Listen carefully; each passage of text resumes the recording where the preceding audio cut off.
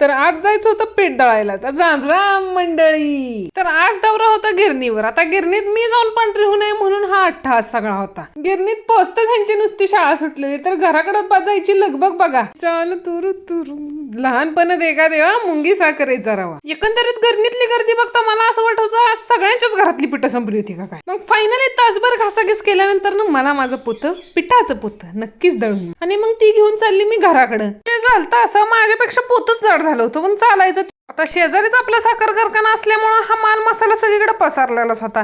DSL वरनं हे तुम्हाला लांबच्या लांब ट्रॅक्टरनं उत्साहानं भरलेल्या गाड्या दिसत असतील. दुसऱ्या बाजूला सर्जा राजाची जोड्या. पण ज्या मापात ट्रॅक्टरची लाईन लागली होती त्या मापात इकडे जोड्या बऱ्याचशा मोकळ्याच होत्या, कारण आता आधुनिक जमाना निघालाय ना. पण असो, त्यात ह्या सीझनच्या दरम्यान त्यांचं खूपच हाल होतात. ओव्हरलोड गाड्या भरून जाण्यामुळे त्यांच्या नरड्याचा पास लागतो तो वेगळाच. त्याच्यामुळे ट्रॅक्टरचा जमाना छानच आहे. सनसेट मानानं भुरळ पाडत होता, पण गारटा खूप असल्यामुळे मी फुल स्पीडने चाललेली.